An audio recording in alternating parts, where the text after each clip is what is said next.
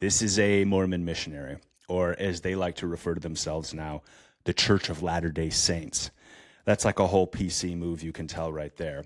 But this is not about ripping about the Mormon church. This is more just a broader topic of what is going on. Advertising and business and marketing have completely dominated every aspect of American culture at this point. So back up, and I'll give you the backstory to this. So on my normal YouTube, I'm one of those snobs that pays for premium. I just love it. I hate ads. I cannot do the ads. But on our channel's YouTube, we do not have premium. So when I go to upload our videos or do work on the channel, I get advertisements sometimes. And there was a video they recommended, so I clicked on the ad on the video, and all of a sudden I was like, "Oh, what's going on?" And this girl next door, hot woman, if you will, if I can throw that term back out there, just pops up on my screen, and I'm like, "Oh wow, like okay, what's going on here?" And it's like, "Are you lonely?" Because in the advert, she's talking to you, and she's like, "Are you lonely? Do you have no purpose in life?" And I'm kind of like, well, no, I'm not lonely, and I do have purpose in life, but I know people who are lonely and don't have purpose, and I've been there before. And where's this going? She's like, Jesus Christ loves you, and we want you to come hang out at the Church of Latter-day Saints with, girls like me. And you're like, wow, you're pretty cute. I would love to go hang out with you at some church group. So I was a little taken aback by this because I don't know if Jesus would approve of this ad, I guess is what I'm trying to say. And I was a little perplexed. Okay. Advertising.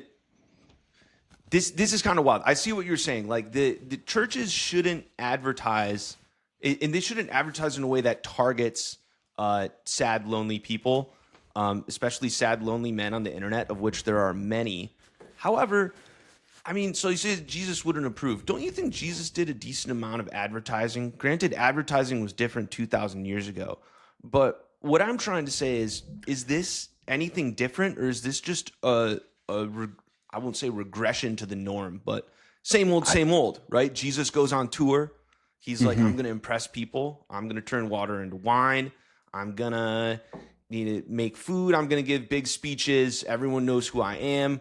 I get so hot that they got to take me down. Advertising. Okay. Honestly, I think I'm having a hard time putting my finger on exactly what makes me uncomfortable about this, because everything that you just said actually makes sense. And I actually don't mind them targeting young, lonely men on the internet. In fact, I think it's probably a good move. Young, lonely men on the internet are a very dangerous group of people traditionally, okay? As soon as the pornography and the weed and the online gambling kind of burn out of their systems, they tend to do things that are physically violent in the world, just historically. So I'm very comfortable with that. I guess I just feel like this is church softcore porn. That's what I think this is, okay?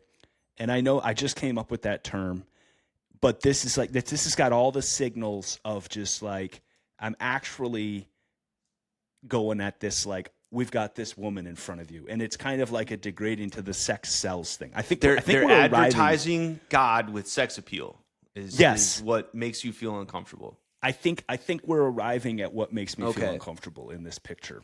Maybe I'm wrong. That makes sense. Yeah. I will say, if you are advertising anything, it's been well established that putting a little sex appeal in it will increase the the conversion, if you will, of customers. Yes. I'm pro sex appeal. I am. Like, if you're selling me a Bugatti, put a girl in a bikini on there. I'm very comfortable with that. Right. Well, so the Mormons are famous for their missionary effectiveness, right? I mean, they run maybe the most. I know many Christian groups. And for the context for the audience, Don is a political atheist, but an appreciator of religions. Of course. The Mormons, many groups have some kind of missionary orientation. They have proselytization as part of the faith. They're like, okay, you're part of our religion now, or you're part of our group. You need to go convert more people. this is very common in certain like American Protestant groups, but the Mormons have been doing it since day one. And I believe before they were kicked out of Massachusetts, they recruited a lot of people from England specifically. They sent people back over to England. They recruited a ton of people from the Midlands, maybe from like the Cornwall area. I don't know. They brought a ton of English people over pre you need to leave Connecticut era, and they continued that missionary orientation where now, like, to be part of the Mormon church, you need to go on a mission globally somewhere for 2 years. Yes. Right. So it's a huge part of their culture. The Mormons that I know, it's a huge part of their culture. Many of them end up like meeting their spouse around that time, and they like get locked in. Yeah. So if you were to talk to the person buying ad space at LD, at the Church of Latter-day Saints, I bet they don't see anything wrong with this, right? Like what you said, they'd be like, why do you see sex appeal here? We just see a good Mormon, right? I would guess they don't see what you are seeing, but maybe subconsciously they do. Then again, it may be conscious. I don't know. They're good salespeople, right? And good salespeople, they have strategies that are proven to work. Yeah. Honestly, I don't know. I don't know what they would think, but maybe they're not even Mormons who are coming up with this. They could have some external consultancies that are experts on social media advertising. But I'm just saying, just as a dude, this has got all the signals of like, we're targeting you. Like, I don't care what you say. Like, this is because if you're susceptible to this ad, if this sounds good to you, like, this is your kind of girl. Like, I will tell you right now, I do go to church. I have gone to church. And it's like a dream. Everybody wants to meet an awesome girl at church. That's like a thing. Okay. So I think that's kind of what they're like playing into here. And I guess that's where I'm just like, is that what they're actually advertising? I don't know. It's coded. It's weird. I actually think that a lot of these churches I'm going to pivot it slightly because I even think if that were the angle, I might even feel comfortable with this. But I think there are a lot of these kind of modern day churches now. The Mormons are definitely in this group. This whole like American Protestantism, non-denominational is in this group. It's really that church is a business. And as soon as you get there, they're going to be talking about tithing.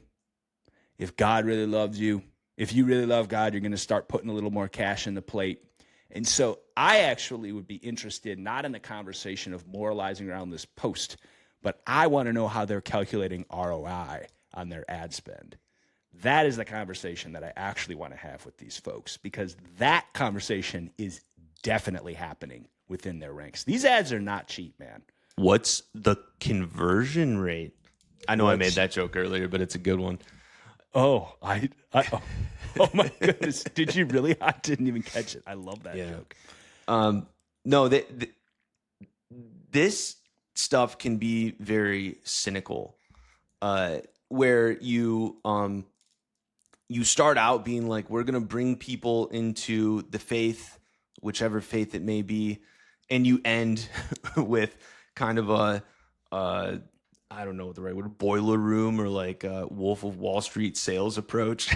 You got to hard sell them. They just said no. Exactly. Well, and I think that's a big part of why these American churches are kind of falling apart. Why are church attendance dropping? It's because a lot of these people that really do identify that way, that have bought into it, instead of them just like doubling down on the actual fundamentals, all these young pastors, I used to have this term for them. I called them coffee shop pastors. It's like, because they just like, they had a God spoke to them, Don. Now they happened to be at a coffee shop, but they were like deep in the scriptures, and they were like, really praying it out. They have no context of the scriptures. They've never written any kind of serious like commentaries. They just like read all the old Christianese ones, but then they're like, God's telling me to do X, Y, Z. I should start a church. And they're always like these dubious people. I mean, I'm painting with a broad brush here, but They are, man. And they're just like, and then they're all making 300, 400 grand a year. They live in the nicest part of town. They're the nicest dressed guy at the church service. And you're like, wait, what's going on here? They make $400K? Dude, a lot of these pastors make buku bucks, man. Buku bucks. Yeah, I know there are a few rich ones, but I guess I didn't think about the fact that the middle of the bell curve of your average American pastor would be raking in six figures. Oh, dude. Yeah. Really? I mean, imagine this. If you're a guy we could just back of the envelope this. Let's say you got 200 families at your church, okay? That average family is making 100 grand, right? Mm-hmm. And a rule of thumb in Christianity is 10% donations pre-tax. So let's do the math on that. 10% of that is 10K times 200, right? That's 2 million, right? And then can you pay yourself That's 2 million. tax free? Like, do you pay income No, they tax they have to pay income tax, but they pay often. They'll have like a living stipend. They'll have perks. They'll have all these different things. Clergy, and then the church can own your Lambo. Be like, this is the church's Lambo. I think there's a lot of that. Yeah, but clergy can own or clergy can opt out of Social Security. That's true. But I guess what I'm saying is there's a lot of money to be made in these types of situations. The Mormon Church are famous for this. They're extremely well leveraged when it comes to real estate. This is very famous. Everyone knows this if you want to look it up. It's not a dig. I'm just telling you this is just a fact. No, the Mormons got a lot money. of these. They got money. A lot of these churches have huge resources at their disposal, and I guess I'm just saying, like, something has, as I'm getting older, has really struck me wrong on this whole thing, and that's, I guess, where I'm saying I don't think Jesus would approve of you making, if you're in like the upper 10 percentile of the income at your church and you're the leader, something's wrong, man. Something's wrong. He did flip the money tables. I don't think Jesus was okay. What I said earlier about Jesus being into advertising, I think that may have been a little misleading because Jesus wasn't collecting, he wasn't earning major ad revenue, posting videos on YouTube. He wasn't getting tithes from his followers, and then he wasn't offshoring that money into like he's like, oh, I got all these Roman denarii, I'm gonna offshore them into an account in, I don't know, Capri. He didn't do that, right? I think he went back to heaven, I guess, however you want to say it, without large sums of money, whereas some of these other folks couldn't necessarily say the same. Yeah. Well, the reason I'm bringing this one up is, one, it just kind of struck me as odd, but I think actually, you obviously disagree with me on this, I think broadly, but I think that like religion in general is one of the only few things that's going to kind of save us as a society, because there's kind of some more fundamental truths there. And I think by confusing and muddying the waters with like, we just got to get paid too, I think this is actually a very dangerous way, because people are not stupid. And once they kind of get there, they understand maybe that your religious group is actually a little bit more about, the bottom line and that kind of thing. And, it's more about like us running this church and this social group and that kind of thing. I think you're going to have some problems. Do you think churches should lose their nonprofit status in the United States? I think it depends on what we're talking about. I would not start with churches, but nonprofit definitely needs to be revisited in the United States. The healthcare system should lose their nonprofit status before churches.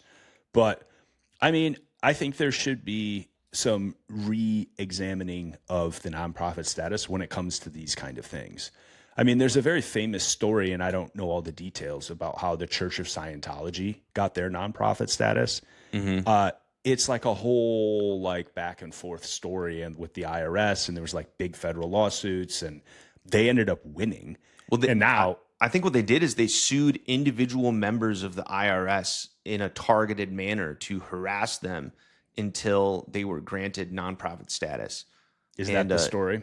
Yeah. Germany famously looked at them and they're like, you're not a church, you're a business, and wouldn't give them any nonprofit status. So, well, that's where, there's supposed to be this kind of sacrosanct area. And this is kind of like just getting back to that idea of what are we talking about here? And there's like a spirit behind the law that, if you actually just like break it down, like, okay, you're the Church of the Flying Spaghetti Monster. Like, I know that's like another classic one, right? That people talk about, like, okay, that's not actually a church group, but like they'll go through the hoops and this, that, and the other, and then they're able to take advantage of the tax system. And this is where you were supposed to have judges. And this is where a good judge was supposed to look at it and be like, hey, I see what you're doing here. Yeah, we're not doing that. Good luck, guys. And then just dismiss the case. Mm-hmm. But now they're like, well, technically speaking, I looked at the law, and it's like, you're not a judge then. You're just a computer. A judge is supposed to apply the human condition to the law. Otherwise, you're just a computer. You're just some kind of processing element. An LLM would do a better job than those kind of judges, in my opinion. The time is coming when LLMs will be the backbone of our legal system. We may already be there. But I actually have another thought.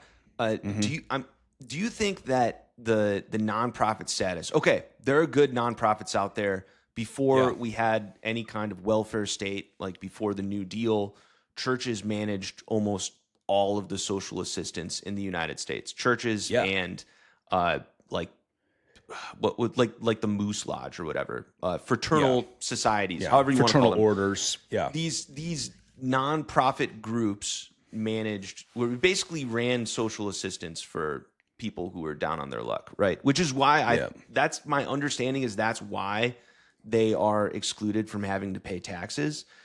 It seems now, though, that there's just a toxic incentive that's way too high.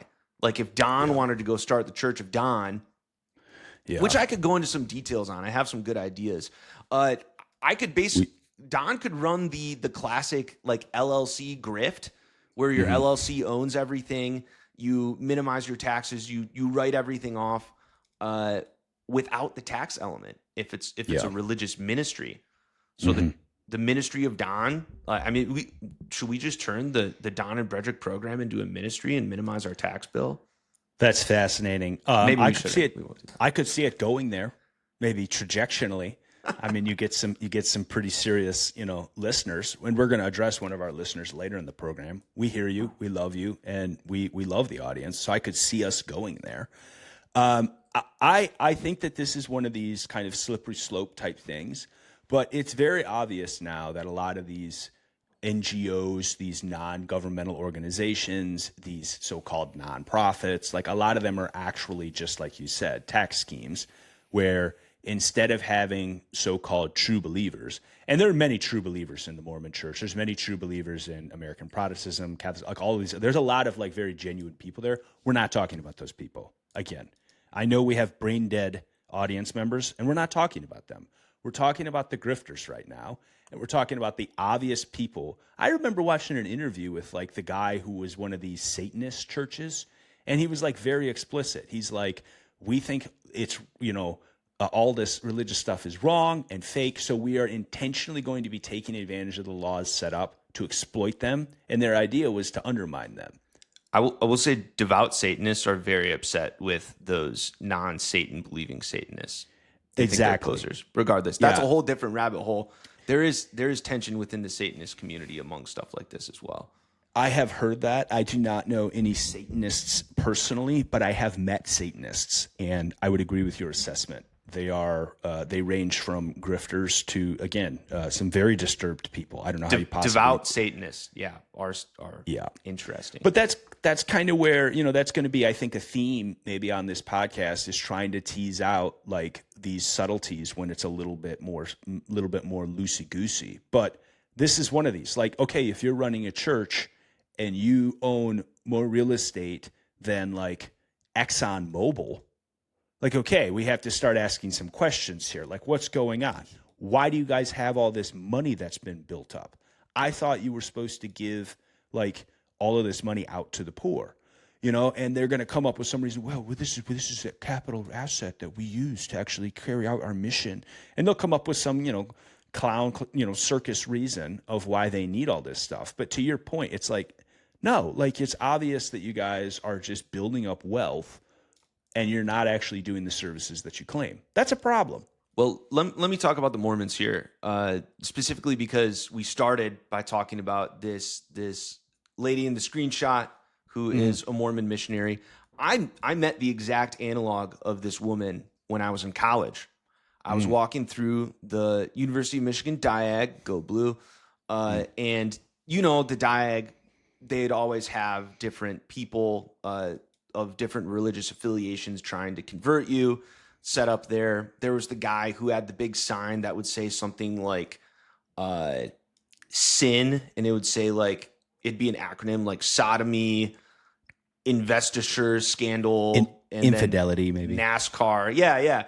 Just these ridiculous acronyms. You'd have the like the Jewish pastors who are like trying to convert all the secular Jews. They're like, you don't have to be a secular Jew. And they're like, no, we can't do this right now. You know, you'd have like the Hare Krishnas doing their Hare Krishna dance. I learned to just walk through all of this and zone it out until the most successful religious proselytization I encountered was a woman exactly like this. She came right up to me, and she and her partner, who looked just like her, they stopped me and they go, excuse me, sir. Do you have a moment? And I was like, yeah, I have a moment.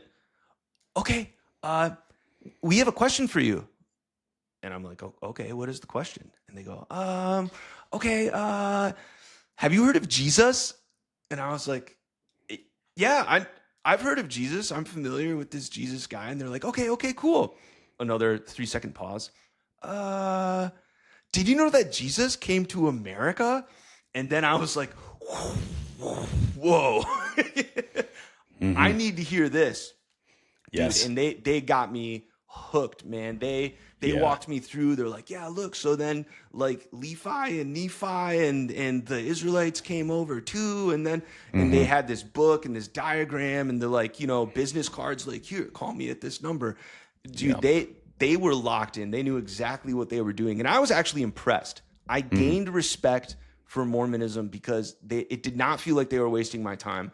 I politely declined to join the Church of the Latter-day Saints, but they as Don has worked in sales before, these people were good at sales. I mean, they were trained, locked and loaded, high motivation, mission oriented, with a solid pitch, to be honest. Do you know Jesus? Yeah, everyone knows Jesus. Do you know Jesus came to America? What? It's a great pitch. She's about to, I bet you if you watch this video at like second 20, she would drop that. It would be the exact same script. The script works. There's a lot of Mormons.